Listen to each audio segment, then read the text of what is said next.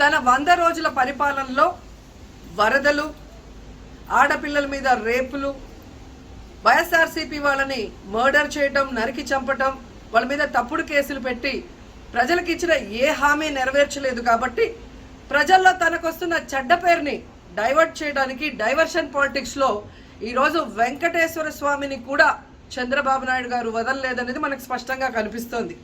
ఎందుకంటే ఆయనకి ఎప్పుడూ అలవాటు, ఎప్పుడెప్పుడు ఆయనకి చెడ్డ పేరు వస్తుందో అప్పుడు ఏదో ఒక ఇష్యూని ఆయనే క్రియేట్ చేస్తాడు. దాన్ని తన వర్గీయులతో పబ్లిసిటీ చేయటం, దాని మీద డిస్కషన్లు చేసి ఎదుటి వాళ్ళ మీద నిందలు వేయటం ఆయనకు అలవాటే. కానీ ఈరోజు మీరు చూస్తే సాక్షాత్తు టీటీడీలో తిరుమల లడ్డూ మీద ఇంత దిగజారుడుతనంగా చంద్రబాబు నాయుడు గారు మాట్లాడతారని ఎవరు ఎక్స్పెక్ట్ చేయలేదు. ఈరోజు ఆయన మాట్లాడాక ప్రతి ఒక్కరు కూడా చీకొట్టడం మనం గమనిస్తూనే ఉన్నాం. ఎందుకంటే సాక్షాత్తు చంద్రబాబు నాయుడు గారి కొడుకే చెప్పాడు టీటీడీలో ముఖ్యమంత్రికి ఎటువంటి సంబంధం ఉండదు అని. అలాంటప్పుడు జగన్మోహన్ రెడ్డి గారు ఏదో దగ్గరుండి తిరుపతి లడ్డూలో యానిమల్ ఫ్యాట్ని మిక్స్ చేయించినట్టుగా ఆయన ఈరోజు ఆరోపించడం ఎంతవరకు సబబని నేను అడుగుతున్నాను.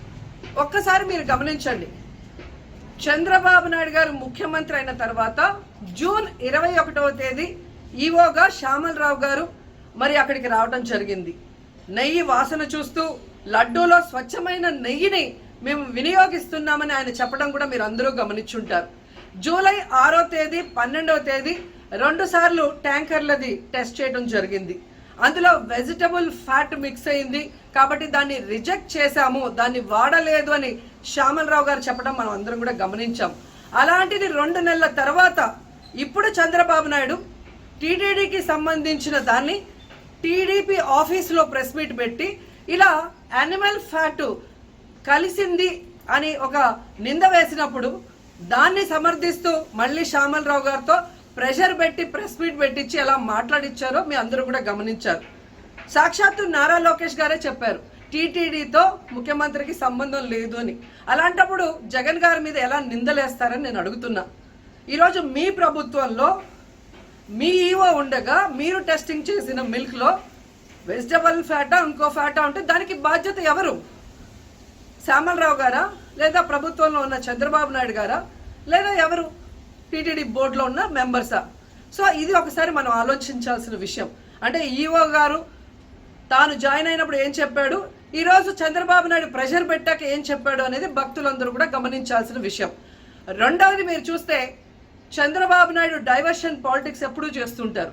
అలాగే ఈరోజు ఆ తిరుమల కొండ మీదకి జగనన్న అధికారంలో ఉన్నప్పుడు మోడీ గారు వచ్చారు, అమిత్ షా గారు వచ్చారు, ఎక్స్ సీజే రమణ గారు వచ్చారు, ప్రెసెంట్ సీజే గారు వచ్చారు. అంతెందుకు చంద్రబాబు నాయుడు ఫ్యామిలీతో సహా వెళ్ళాడు, పవన్ కళ్యాణ్ గారు వెళ్ళారు.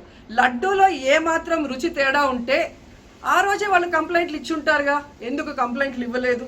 ఇప్పుడు ఆ 5 సంవత్సరాల్లో ఏదో జరిగిందని నింద వేయటానికి ఈరోజు టీటీడీని ఎంచుకొని తిరుమల తిరుపతి దేవస్థాన ప్రతిష్టను దిగజార్చడం ఎంతవరకు కరెక్ట్ అని భక్తులందరూ కూడా ఒకసారి ఆలోచించాల్సిన అవసరం ఉంది. అండ్ మూడవది, ఈరోజు ఎవరైతే బీజేపీ నాయకులు కూడా మాట్లాడుతున్నారో వాళ్ళని నేను అడుగుతున్నా, ఇదే టీటీడీ బోర్డులో మెంబర్లుగా బీజేపీకి సంబంధించిన వాళ్ళు ఉన్నారు. మరి ఆ రోజు తప్పు జరిగితే వీళ్ళందరూ ఎందుకు మోడీ గారికి అమిత్ షాకి ఇన్ఫార్మ్ చేయలేదు, ఎందుకు దీని మీద చర్యలు చేపట్టలేదు అనేది నేను అడుగుతున్నా. అలాగే ఈరోజు తెలుగుదేశం పార్టీ అధికార పార్టీలో ఉన్న వేమిరెడ్డి ప్రశాంతి గారు ఆ 5 సంవత్సరాల కాలంలో ఈ పర్చేసింగ్ కమిటీలో 5 సంవత్సరాలు ఉన్నారు. అలాగే ఇప్పుడు మంత్రిగా ఉన్న పార్థసారథి గారు కూడా పర్చేసింగ్ కమిటీలో ఉన్నారు. మరి వాళ్ళని విచారించండి, ఆ బోర్డు మెంబర్లందరినీ బయటకు వచ్చి మాట్లాడమని చెప్పండి, తప్పు జరిగిందా లేదా.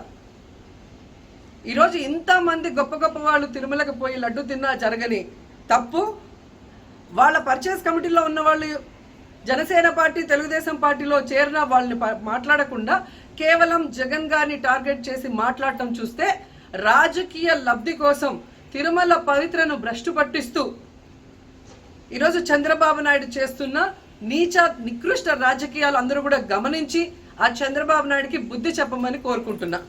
ఇక ఫైనల్గా తనని ఎవరో నమ్మరు అనుకున్నప్పుడు పవన్ కళ్యాణ్ గారిని ఫ్రేమ్లోకి తీసుకురావడం చూస్తున్నాం. ఇది కూడా మనం అందరూ కూడా గమనించాలి. ఎందుకంటే ప్రాయశ్చిత్త దీక్ష చేస్తున్నానని పవన్ కళ్యాణ్ అంటున్నారు. ప్రాయశ్చిత్త దీక్ష ఎవరు చేస్తారు? తప్పు చేసిన వాళ్ళు చేస్తారు. అంటే చంద్రబాబు నాయుడు తప్పు చేశాడు, ఇది అబద్ధం, ఈ లడ్డూలో కల్తీ జరగలేదు, ఇది నాకెక్కడొచ్చి ఆ పాపం చుట్టుకుంటుందన్న భయంతో పవన్ కళ్యాణ్ ప్రాయశ్చిత్త దీక్ష చేస్తున్నారనేది ఈరోజు మాకు అందరికీ అర్థమవుతున్న విషయం. ఎందుకంటే ఈ రాష్ట్రంలో తిరుమల కొండ మీద 1000 కాళ్ళ మండపాన్ని కొట్టేసింది చంద్రబాబు నాయుడు. దుర్గా గుడిలో క్షుద్ర పూజలు చేయించింది చంద్రబాబు నాయుడు. విజయవాడలో 25కు పైగా పవిత్రమైన దేవాలయాల్ని కూర్చింది చంద్రబాబు నాయుడు. పూజల్లో బూట్లు వేసుకొని పూజలు చేస్తూ అన్ని తొక్కేసింది చంద్రబాబు నాయుడు గారు.